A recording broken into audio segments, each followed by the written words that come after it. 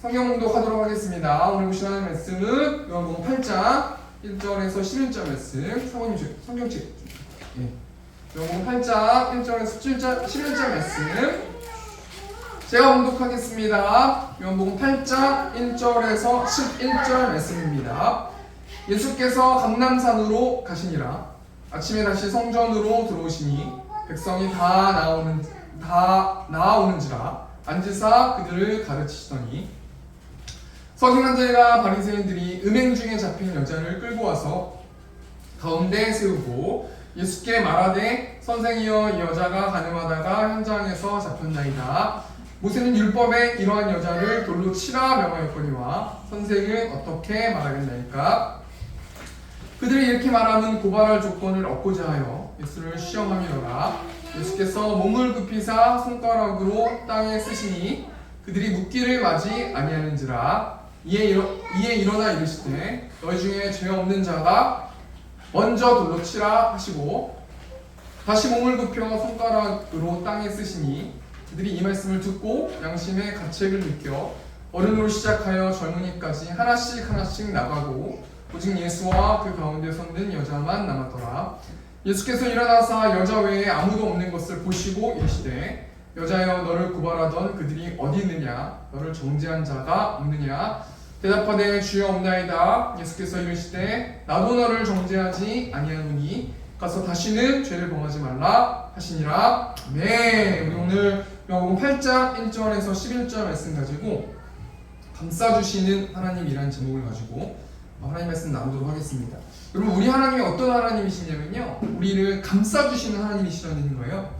가만히 제가 이 성경 본문을 정하고 또 말씀을 또 설교 준비하면서 제목을 제가 선정을 했는데, 감싸주신 하나님이라고 제가 이제 제목을 정하고 나서 이 감싸다라는 단어가 정확하게 어떤 뜻을 가지고 있나 제가 한번 좀 사전에 찾아보니까요, 세 가지 뜻이 있는데, 첫 번째는 전체를 둘러싸다 라는 뜻이 있고, 두 번째는 흉이나 허물을 덮어주다 라는 뜻이 있고요, 세 번째는 편을 들어서 두둔하다 라는 뜻이 있어요.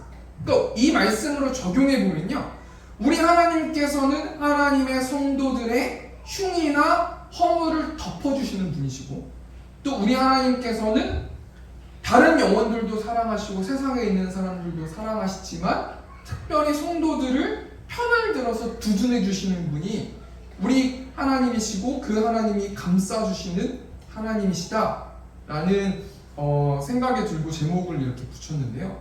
그러면 성경에 보면은 하나님께서 특별히 세상에 있는 수많은 사람들도 사랑하시지만 특별히 하나님의 자녀를 세우시고 부르시고 그 자녀들을 얼마나 사랑하시는지 모르겠어요.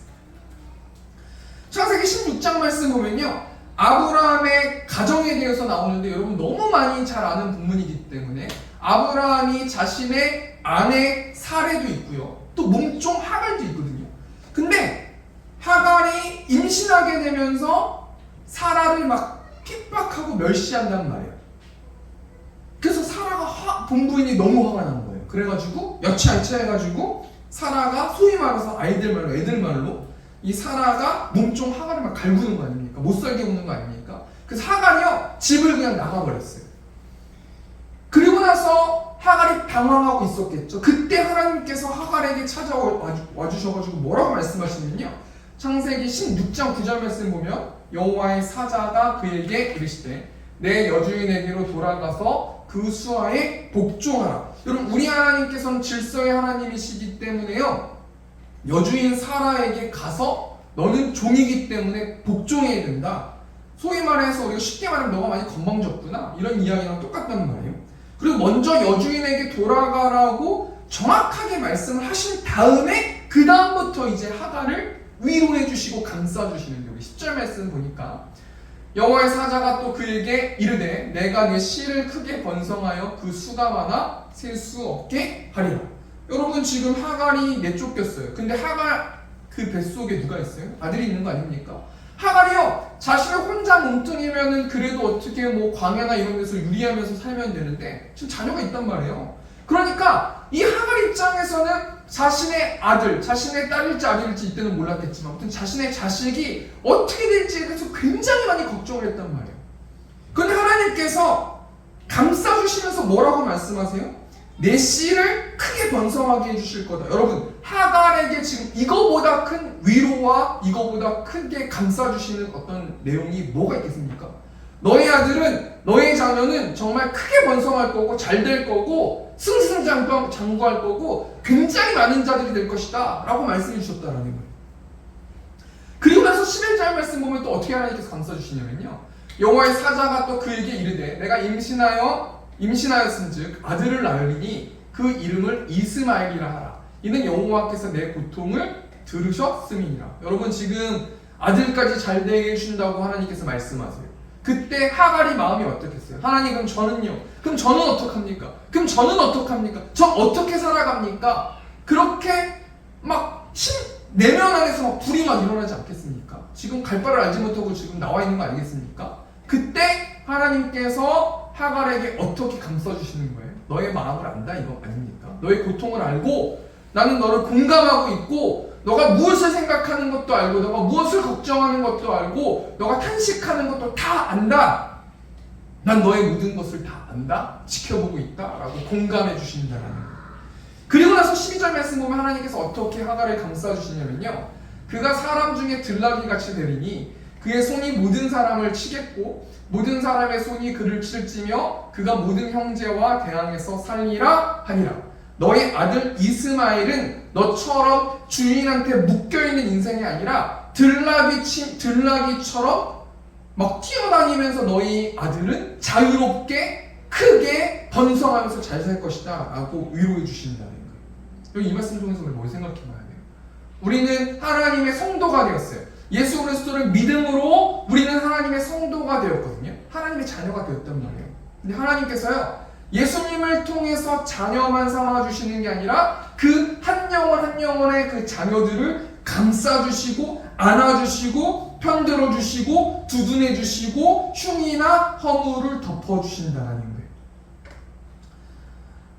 오늘 본 말씀 보니까요, 우리 예수님이요 한 여인을 감싸주는 장면이 나오는데요. 요한복음 8장 1절 말씀, 오늘 본 말씀입니다. 요한복음 8장 1절 말씀 보니까 예수께서 감람산으로 가시니라. 이 감람산으로 가셨다는 건 거두절미하고 그냥 한마디로 말하면 예수님은 영적으로 쉴 수 있는 곳, 영혼의 안식처 같은 곳이 있었어요.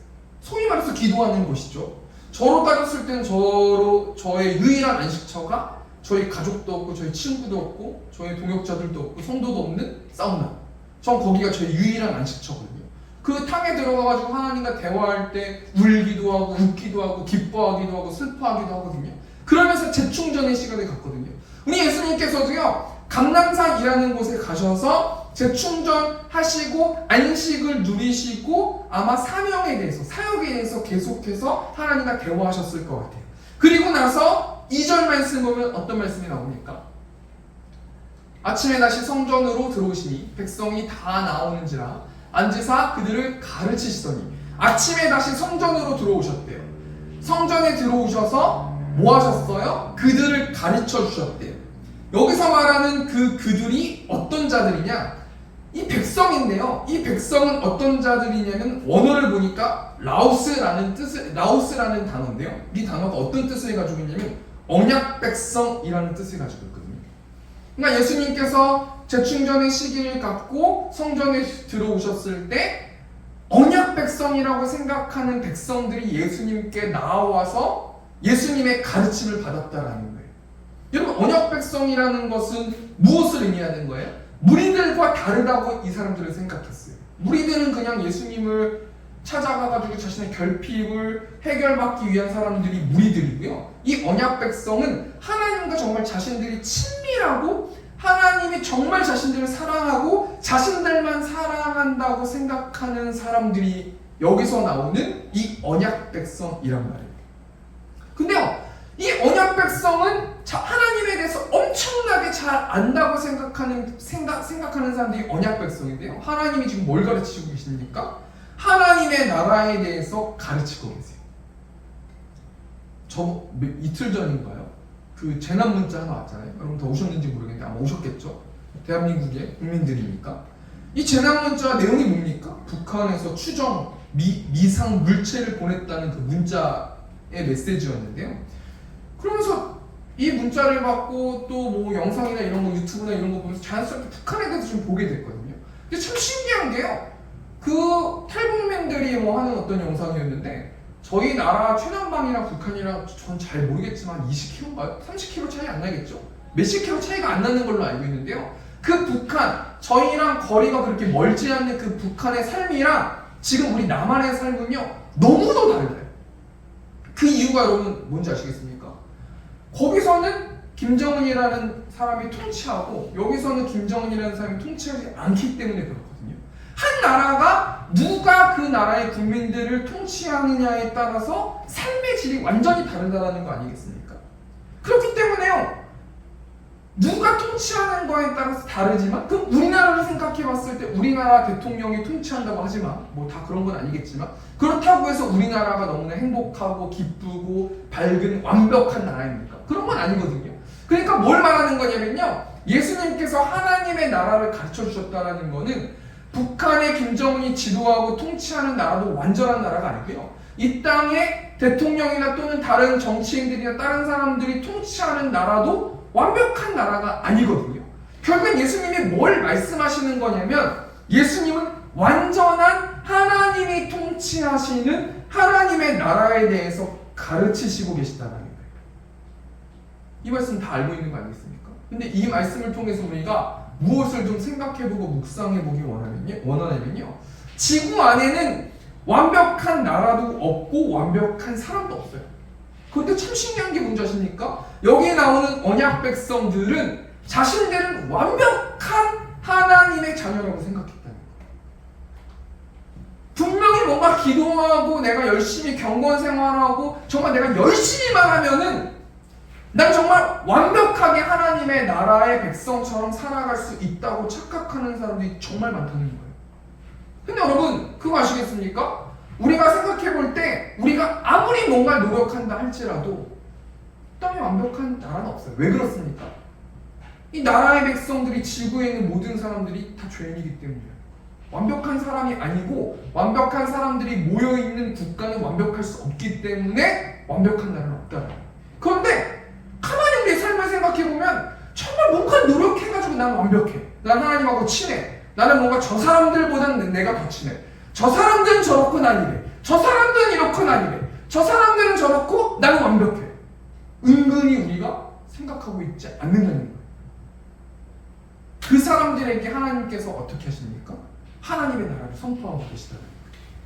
이런 상황 가운데서 오늘 세 부류의 어떤 사람들이 등장하는데 우리가 이 세 부류의 사람들의 행동을 좀 생각해보고 오늘 이 시간 좀 같이 기도했으면 좋겠는데 오늘 3절 말씀 보니까요.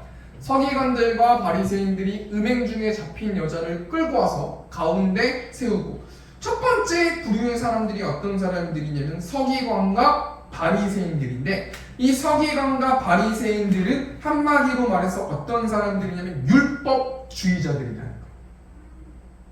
율법주의자들이 어떤 자들이에요?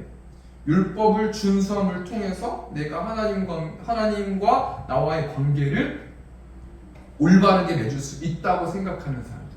한마디로 행위를 통해서 하나님과 올바른 관계를 맺을 수 있다고 생각하는 사람들. 근데 이 당시에 이 사람들이 굉장히 많이 있었는데 이 사람들이 이때 당시에 기득권층이었고 부유했고 굉장한 힘을 가지고 있었어요.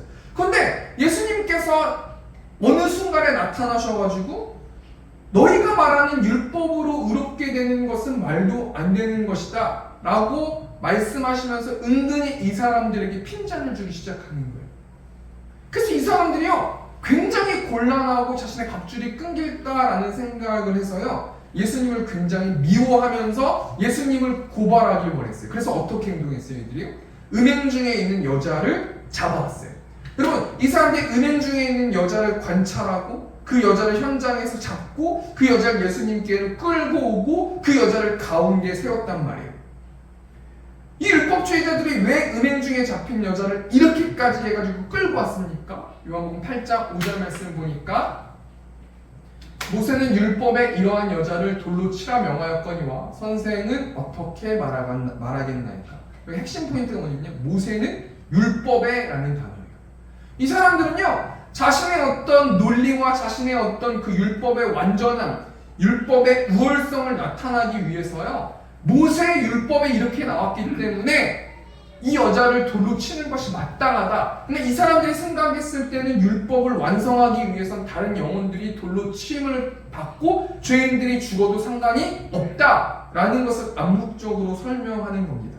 그러면서 예수님께서 선생님이라면 이 모세 율법을 어긴 여자를 돌로 치는 것이 맞습니까? 어떻게 됩니까? 이렇게 질문하면서 6절 말씀 보니까 어떻게 말하고 있어요? 그들이 이렇게 말하면 고발할 조건을 얻고자 하여 예수를 시험합니다. 예수님께 고발할 조건을 얻으면서 예수님을 시험하는 거예요. 예수님이 이 여인을 용납해서 용서해주면 예수님이 율법을 어기는 사람이 되는 것이고, 예수님이 여인을 벌하면 로마법이 작동돼가지고요, 로마의 법을 어기게 되는 어떤 곤란한 지경에 처하게 돼서 예수님을 시험하는 장면이라는 거예요. 우리가 이 말씀 중에서 두 가지를 좀 생각해 봐야 되는데요. 첫 번째는 뭐냐면 서기관들과 바리새인들은 자신의 율법의 우월성을 나타내기 위해서 나약한 사람을 이용한다는 거예요. 우리로 따지면 어떻게 됩니까? 하나님, 내 말이 맞습니다. 내 의견이 맞습니다. 저는 하나님과 저 사람들보다 친합니다. 저 사람들은 하나님과 친하지 않습니다. 전 율법을 이렇게 지켰습니다. 전 예배도 했습니다. 전 헌금도 했습니다. 저는 봉사도 했습니다. 전 여러 가지 것들을 했습니다. 하지만 저 사람은 저렇게 하지 않았습니다. 전 저 사람보다 더 낫습니다. 저 사람이 잘못한 것입니다. 자신의 우월성, 자신이 율법을 지켰다라는 그 우월성을 때문에 그것을 나타내기 위해서 나약한 사람을 이용한다는 거예요. 그리고 두 번째로요, 서기관과 바리새인들은 자신의 정당함을 나타내기 위해서 다른 사람을 핍박하고 죽여도 아랑곳하지 않는다는 거 아니겠습니까? 사도행전 9장 말씀 보면요, 스데반 집사님이 죽고 나서 수많은 사람들이 흩어지게 됐거든요. 그 흩어지게 만든 장본인이 누구냐면 사울이라는 사람인데, 이 사람이 결국엔 바울 되지 않습니까? 이 사울이라는 사람이요, 숨을 우러내실 때마다 크리스찬들을 죽일 생각만 했단 말이에요. 왜 이 사울이라는 사람, 왜 이 바울이 예수님을 만나기 전에 왜 그렇게 크리스찬들을 죽이려고 했어요? 크리스찬들은 율법에 얽매이는 짓들을 많이 함에도 불구하고 예수님의 사랑을 받았기 때문에, 자신 율법을 지키고 자신은 저들보다는 의롭다고 자신의 율법의 정당함을 나타내기 위해서 그 율법의 정당함에 위배되는 사람들은 죽여도 마땅하다라고 생각하고 핍박해도 마땅하다라고 생각했기 때문이라는 거예요. 첫 번째 때 정리하니까요, 첫 번째 부류의 사람들이 누굽니까? 서기관들과 바리새인들인데, 이들은 율법의 잣대를 들이대면서 음행한 여인이 죽거나 다치거나 돌 맞아 죽어도 아랑곳하지 않고요, 예수님을 고발하는 거예요. 왜 그렇습니까? 이들은 자신의 율법의 우월성을 나타내기 위해서 나약한 사람을 이용하고 자신의 정당함을 나타내기 위해서 다른 사람을 핍박한다는 거예요. 여러분, 우리가 이런 올무에 빠지기 싫어요. 하나님 이렇게 나한테 말씀하셨어. 넌 잘못된 거야. 하나님께서 나한테 이렇게 너 성경 안 보니? 성경이 이렇게 나와 있잖아. 너가 잘못한 거야. 근데요, 하나님은 어떤 법만 말씀하시는 게 아니라 사랑도 말씀하셨거든요. 왼쪽 뺨을 대면은 왼쪽 뺨을 때리길 원하면 오른쪽 뺨도 대라고 말씀하신 그 말씀도 말씀에 나와 있단 말이에요. 그런데 율법을 이용하고 성경을 이용해서 다른 사람들을 정죄하는 것, 내가 다른 사람들보다 낫다고 생각하는 것은 100% 잘못된 생각이라는 거 아니겠습니까? 또 오늘 본 말씀 보니까 두 번째 부류의 사람이 나오는데, 우리 4절 말씀 보니까 예수께 말하되 선생이여 이 여자가 가늠하다가 현장에서 잡혔나이다. 두 번째는 음행한 여자가 등장하는데요, 그럼 한마디로 음행한 여자는 어떤 사람이에요? 죄인이에요. 근데 이 죄인인데요, 이 음행한 여자는 이 말씀 내용을 잘 보셔서 아시겠지만 자신의 힘으로 죄 수렁에서 나올 수 없고요, 이제는 현장에서 잡혔기 때문에 돌을 맞아 죽어야 되는, 즉 명백한 죄의 대가를 받아야 되는 죄인이에요. 여러분, 이 당시 결혼한 여자가 음행하면 어떻게 됩니까? 레위기 20장 10절 말씀 보니까 누구든지 남의 아내와 간음하는 자, 곧 그의 이웃의 아내와 간음하는 자는 그 간부와 음부를 반드시 죽일지니라. 여기 뭐 남편에 대한 이야기만 있지만요, 아내에 대한 이야기도 똑같거든요. 남자든 여자든 간음한 사람, 결혼 이외의 다른 성관계, 다른 어떤 사람들을 취한 사람들은 다 반드시 돌맞아 죽어야 되는 것이 모세 율법에 나와 있단 말이에요. 근데 아이러니한 것이 뭔지 아십니까? 서기관과 바리새인들은 자신을 의롭다라고 생각했음에도 불구하고 똑같이 이 간음한 자와 음행한 자와 이 음행한 여자와 똑같은 죄를 졌단 말이에요. 여러분, 이 당시 여자가 음행했을 때 음행하는 것을 관찰한 사람이 누굽니까? 서기관과 바리새인들이에요. 음행한 장면들을 목격한 거예요. 눈으로 다 죄를 지은 거란 말이에요. 자신을 현장에서 잡았고요, 예수님께 끌고 왔고요, 수치심을 안겨줬고요, 이제 돌을 때려야 되는 거예요. 여러분, 뭘 말하는 겁니까? 지금 성경은 무엇을 말하는 것이냐면요, 율법의 잣대를 들이대고 있는 서기관과 바리새인들도 죄인이고요, 음행한 여자도 죄인이라는 거예요. 근데 성경은 무엇을 말하는가? 죄인은 반드시 죄의 대가를 받는다는 거 아니겠습니까? 요즘 사회에 이슈가 되고 있는 사건이 뭡니까? 그 트로트 가수 김호중이라는 이 가수의 사건이 큰 이슈잖아요. 한마디로 말해서 접촉사고 낸 다음에 도주한 다음에 잠적했다가 매니저한테 옷을 바꿔치기 해가지고 경찰에 자수해가지고 걸린 거지 않습니까? 이런 거 보면요, 김호중이라는 가수는 자신이 어떤 이 음주하고 뭐 여러 가지 하는 뭐 행사도 그렇고 여러 가지 것들도 뭐 은폐할 수 있다고 생각했단 말이에요. 근데 결국은 어떻게 됩니까? 세상에 모든 죄의 대가를 받아야 되고 모든 죄가 세상에 밝히 드러내진 거 아니겠습니까? 이 사건 통해서 우리 뭘 생각해 볼 수 있어요? 죄는 숨겨지지 않는다라는 거예요. 우리의 죄는 언젠가는 들춰질 수밖에 없다라는 거예요. 세상에서 들춰지지 않을지라도 하나님 앞에 가면 다 우리의 죄들은 들춰진다는 거예요. 근데 여러분, 우리가 우리의 죄가 들춰진다는 이 사실을 알고 죄를 지면 안 된다는 이 사실을 다 알지 않습니까? 근데 우리가 어떻게 죄를 안 질 수 있어요? 한마디로 말하면 예수님의 십자가를 의지해서 예수님께 나를 좀 살려달라고, 내가 죄를 짓지 않게 해달라고, 내가 죄를 지은 게 있다면 하나님, 내가 예수 보혈 의지해서 하나님께 나아간다고, 내 입술의 고백으로 회개하고 하나님을 간절히 찾고 예수님을 간절히 찾을 때에만 우리는 죄를 이길 수 있는 거예요. 두 번째 정리하겠습니다. 두 번째 우리의 사람은요, 음행한 여자인데요, 이 음행한 여자는 무조건 한마디로 말해서 죄인이에요. 현장에서 잡힌 죄인이란 말이에요. 근데 현장에서 잡힌 죄인도 죄인이고 내 생각 속에서 죄를 짓는 죄인도 죄인이라는 거예요. 하나님이 이 말씀 통해서 뭘 생각하게 해주시는 겁니까? 죄는 언젠가는 밝혀진다는 거예요.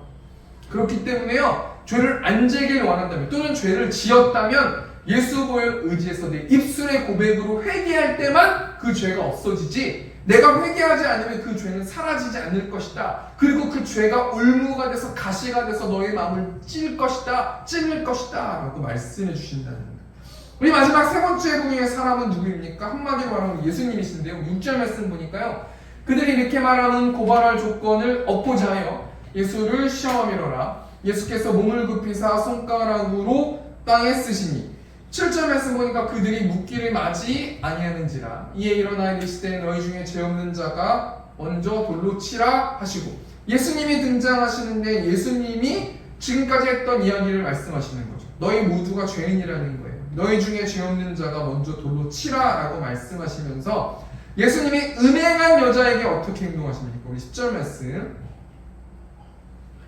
예수께서 일어나사 여자 외에 아무도 없는 것을 보시고 이르시되 여자여, 너를 고발하던 그들이 어디 있느냐? 너를 정죄한 자가 없느냐? 11절 말씀 보니까 대답하되 주여 없나이다. 예수께서 이르시되 나도 너를 정죄하지 아니하노니 가서 다시는 죄를 범하지 말라 하시니라. 예수님께서 한마디로 이 음행한 여자에게 어떻게 행동해 주세요? 감싸주신다는 거예요. 죄를 덮어주신다는 거예요. 편을 들어주신다는 거 아니겠습니까? 예수님이요, 무조건 위로만 해주시지 않고요, 다시는 죄를 범하지 말아라 라고 죄에 대해서 충고하시고 경고하세요. 그리고 나서 허물을 덮어주시고 편을 들어주시고 두둔해 주신다는 거예요. 여러분, 이 말씀 통해서 뭘 생각해 볼 수 있습니까? 그럼 사랑이라는 것은요, 죄를 덮어주는 게 사랑인 거예요. 사랑이라는 것은요, 편을 들어주는 게 사랑인 거예요. 제가 이 말씀 통해서 좀 굉장히 많이 묵상했는데요. 저하고 아내하고 이야기하면요, 여러 가지 것들을 정확한 논리만 얘기하거든요. 이런 관점에서 당신이 잘못했습니다. 이런 관점에서요, 저는 의롭고 당신은 잘못했습니다. 그거를 막 어쩔 때는 막 성경까지 들이대면서 막 정지하고 그러거든요. 근데 이 본문 말씀 통해서 하나님께서 저와 여러분에게 무엇을 말씀해 주기 원하시냐면요, 사랑은 그런 게 아니라는 거예요. 사랑은 그 사람 말이 잘못된 말일지라도, 그 사람 말이 택도 안 되는 말일지라도 너의 말이 맞습니다. 당신의 말이 맞습니다. 나의 사랑하는 아내와 나의 사랑하는 남편과 나의 사랑하는 자식과 나의 사랑하는 부모에게 허물을 덮어주고 흉을 덮어주는 것이 진정한 예수님이 우리에게 보여주셨던 사랑이라는 겁니다.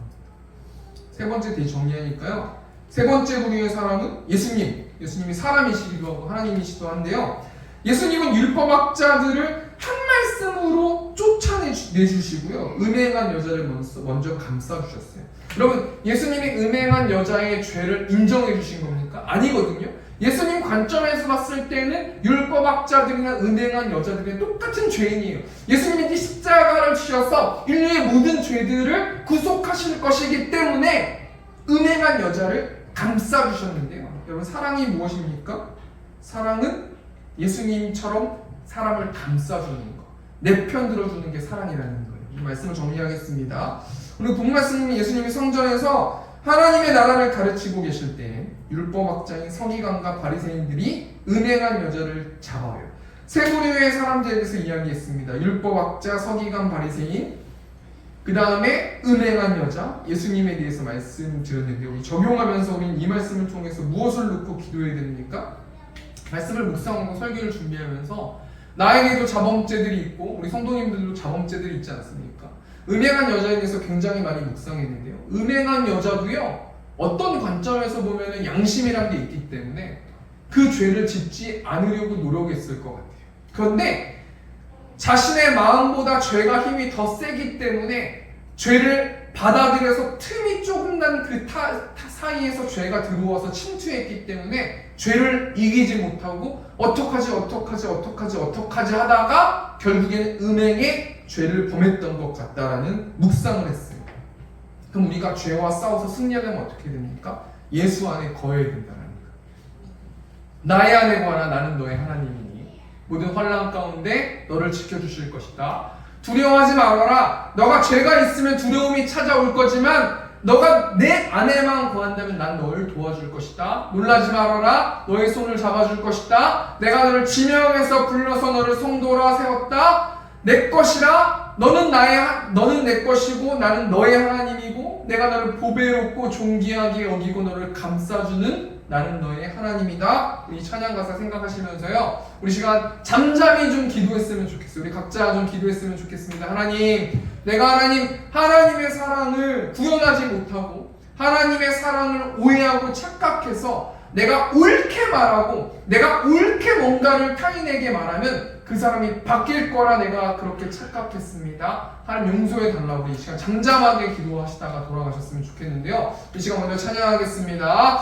나의 안에 거하라. 나는 내 하나님이니 모든 환난 가운데 너를 지키는 자라. 두려워하지 말라. 내가 널 도와주리니 놀라지 말라. 내 손 잡아주리라. 내가 너를 심여하여 불렀나니 너는 내 것이라.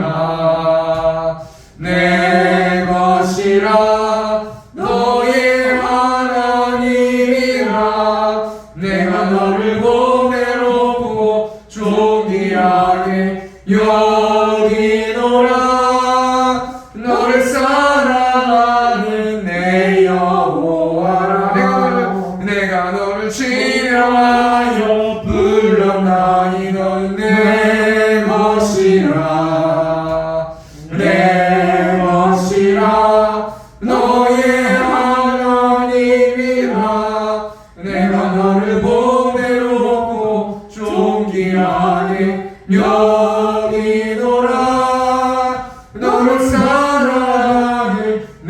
여호와라. 우리가 처음에 지금 통성으로 기도하시다가 음악 틀어드리며 각자 기도하시고 들어가겠습니다. 우리 시간 기도하겠습니다. 주여